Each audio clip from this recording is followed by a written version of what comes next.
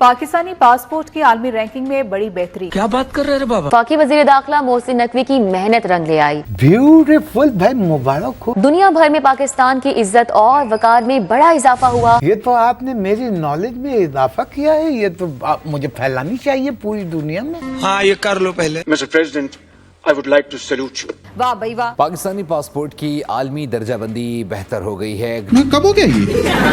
अगले 5 साल में ना ये कम से कम कोई 5-6 लाख रोक लेंगे तो फिर हमारा पासपोर्ट नंबर 1 पे आ जाएगा। ये पूरा मुल्क ऊपर से नीचे तक फुल कॉमेडी है, फुल कॉमेडी। हलवा खाएं और सो जाएं। जब हमारा ग्रुप हम जहाज में लैंड करते थे तो चेकआउट करना होता था, तो सारे लोग चेकआउट करते थे, तो जो इंडियंस होते थे वो निकल जाते थे। मेरा पासपोर्ट मुझे वो देख के कहते थे सैटते हो जाओ।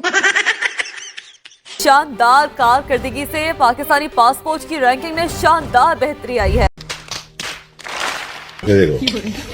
ये रहा इस्लामी, ये रहा जमहूरिया और ये चले पाकिस्तान। पाकिस्तान पे रखो इसको, थूकता नहीं इस पासपोर्ट के ऊपर। लानत है कंट्री पे, जिंदगी में कभी भी पाकिस्तान की तरफ देखना भी नहीं है। इस बेइज्जती, इस पासपोर्ट को रखना बेइज्जती है हमारे लिए। तो ये वाकई बहुत बड़ी अचीवमेंट है। वज़ीर दाखिला ने ऐसा कहा है कि आलमी दर्जाबंदी में पाकिस्तानी पासपोर्ट 126वें से 98 नंबर पर आ चुका है।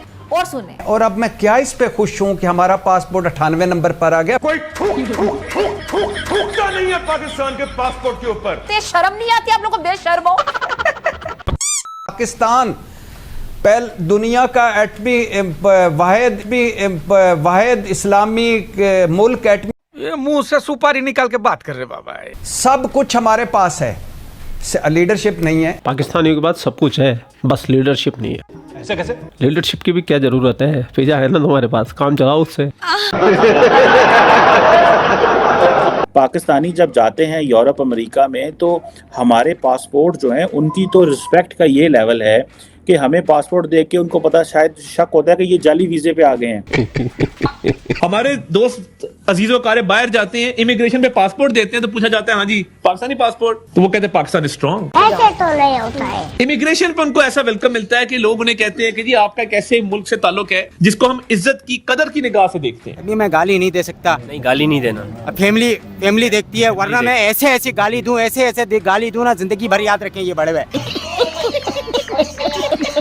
ये जो आप बकरा दाढ़ी देख रहे हो ना, ये दुनिया का सबसे वाहियात इंसान है। बोलने को तो ये पाकिस्तान का टेक्नोलॉजी और इंफॉर्मेशन मिनिस्टर है, लेकिन इसमें अकल 2 पैसे की नहीं है। सुनते जाइए। 2 टके की नहीं है। सुनते जाइए। 2 धैले की नहीं है। सुनते जाइए। और ये बंदा कितनी बेशर्मी से मीडिया के सामने खड़ा होकर कह रहा है कि पाकिस्तान के पासपोर्ट को देखते ही अलग से इज्जत दी जाती है। शर्म करो, भगवान से डरो। हाँ भाई, पूरी दुनिया जानती है कि पाकिस्तान के पासपोर्ट को देख के किस प्रकार की तुम्हें इज्जत दी जाती है। तुम्हारे लिए अलग से एक सेपरेट लाइन बनाई जाती है, वहां पर तुम्हारी एक्स्ट्रा जांच होती है, यहाँ तक कि तुम्हारी पेंट तक खुल जाती है। और ये बंदा मीडिया में बैठ के पूरी दुनिया को चूना लगा रहा है, और ये चूना लगा रहा है किनको? पाकिस्तानी अवाम को। और पाकिस्तानी अवाम पता नहीं क्यों झेल रही है ऐसे मिनिस्टरों को। तारड़ साहब को जो है ना वो जाना पड़े ना किसी मुल्क में पाकिस्तानियों के साथ, तो इनको पता चले कि हमें कई घंटे लाइनों में खड़ा करके कदर की निगाह से देखते हैं। वैसे दुनिया जानती है तुम्हारे पासपोर्ट की इज्जत है कितनी। सही बात। कई दफा जूते और ऊपर के कपड़े उतार के भी कदर की निगाह से देखते हैं।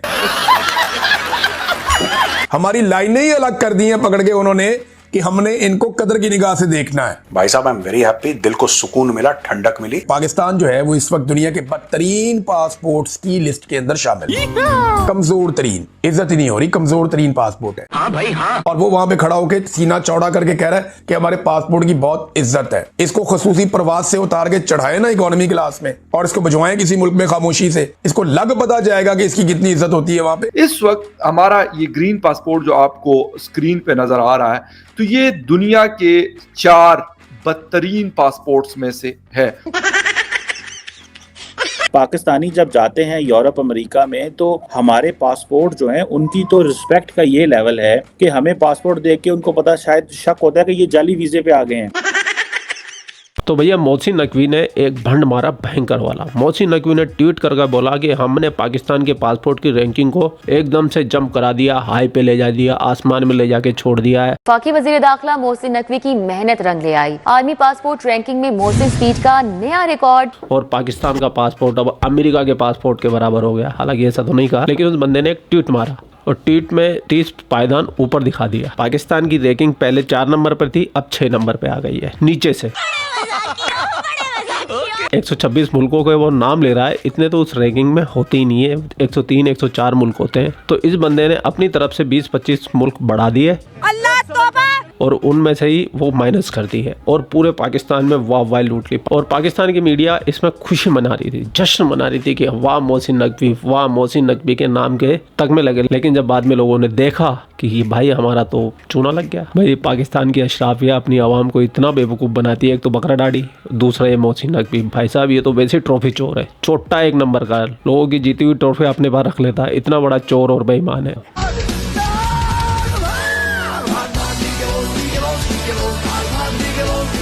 और अपनी आवाम को भी चूना लगा रहे हैं, लोगों को भी चूना लगा रहे हैं, अड़ोसियों को भी चूना लगा रहे हैं, पड़ोसियों को भी चूना लगा रहे हैं। कैसा मुल्क है यार ये पाकिस्तान, कितना दोयम दर्जे का मुल्क है। कैसे अशराफिया इनकी जो ऐसे मुल्क को चला रही है और कैसी आवाम है इनकी जो इनको झेल रही है। थोड़े बहुत पाकिस्तानी हो जो तुम मेरा वीडियो देखते हो तो शर्म कर लो, तुम कर लो थोड़ी सी शर्म यार। तुम्हारा अशराफिया तो पूरा निल्ला बेशर्म हो गया है। I am a proud Pakistan. ये तो शुक्र है कि पाकिस्तान की मीडिया के अंदर कुछ तो ऐसे लोग हैं जो इनको आईना दिखाने की हिम्मत आज भी रखते हैं। मोहसिन नकवी होने को तो आसिम मुनीर का साला है, इसके खिलाफ कोई ज्यादा बोल नहीं सकता डायरेक्टली, नहीं तो भाई रातों रात डाला आएगा उठा के ले जाएगा। फिर भी कुछ है जो इनडायरेक्टली आईना दिखाने का काम करते ही हैं। समझ रहे हो?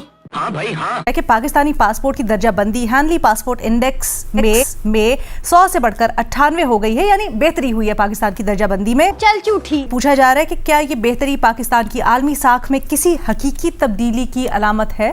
हमारा है इस वक्त पासपोर्ट 98 नंबर पर, और सुने इराक है 99 पर, और सुने शाम है 100 पर, और सुने और अफगानिस्तान है 101 पर, और सुने। तो मतलब चौथा बदतरीन पासपोर्ट हमारा। कितनी बड़ी ये बेगैरती है, शर्म नहीं आती आप लोगों को? और अगर हम इराक से आगे आकर खुश होना चाहते हैं, शाम से आगे आकर खुश होना चाहते हैं, अफगानिस्तान से आगे आकर खुश होना चाहते हैं और इसको अपनी साख गर्दानते हैं, तो आपको मुबारक हो ये साख। जबरदस्त जबरदस्त जबरदस्त, शायद यही कहना बनता है, बहुत जबरदस्त। हर जगह पर ये मौजूद है, मुल्क के अंदर भी झंडे गड़े हुए हैं हमारी साख के और बाहर भी, क्योंकि ये इस्लामी जमहूरिया पाकिस्तान है। आप अंदाजा करें कि अभी वो जो एक कायमा कमेटी को उन्होंने प्रेजेंटेशन दी, उन्होंने कहा कि चूंकि हमने कोई पता नहीं इतने लोगों को डिपोर्ट किया, इतने भिखारियों को रोका 50,000 के 60,000, तो हमारा पासपोर्ट बेहतर हो गया।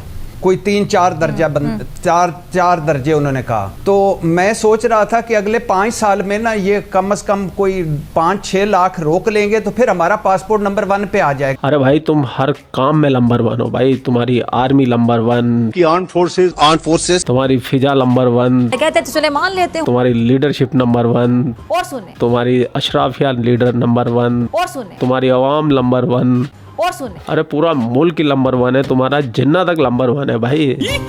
नमाज ना पढ़ने वाला, शराब पीने वाला, सुअर का गोश्त खाने वाला, वो जिन्ना भी नंबर 1 है भाई तुम्हारा मुल्क की नंबर 1 है, नंबर 1 नहीं नंबर 1। उस हिसाब से जितने उन्होंने बंदे रोके थे, तो इस तरह के प्रेजेंटेशन देने वाले हैं। और अब मैं क्या इस पे खुश हूँ कि हमारा पासपोर्ट 98 नंबर पर आ गया। पाकिस्तान पहले दुनिया का एटमी वाहिद इस्लामी मुल्क, एटमी कुव्वत, एटमी रियासत, अल्हम्दुलिल्लाह सब कुछ हमारे पास है, लीडरशिप नहीं है। देख लो भाई, लीडरशिप जेल में और आर्मी मुल्क चला रही है। तो पाकिस्तान की रैंकिंग मीर साहब हुई थी, बेहतर पासपोर्ट की इज्जत हुई थी सिर्फ इमरान खान साहब के दौर में जब वो वज़ीर आज़म थे। अच्छा, ये पूरी दुनिया मानती है और जानती है, और आज भी लोग आपको बताएंगे। स्पेशली आप अगर बाहर ओवरसीज़ पाकिस्तानियों से पूछें जिनको इमिग्रेशन वाले जब वेलकम कहते थे और वो बताते थे कि बड़े फ़ख्र की बात है कि आपके प्राइम मिनिस्टर इमरान खान है, वही एक टाइम था जो हमने देखा और जो सुना। उसके बाद तो हमने पाकिस्तानी पासपोर्ट को बेइज्जत होते ही देखा है। आमीन। हाँ, अल्लाह के फजल से वो 30-35 साल से नहीं है, लेकिन बाकी सब कुछ हमारे पास मौजूद है। क्या कुछ नहीं है इस मुल्क में, और हम अफगानिस्तान, शाम और इराक से आगे होकर कहते हैं कि साख बेहतर हो गई है।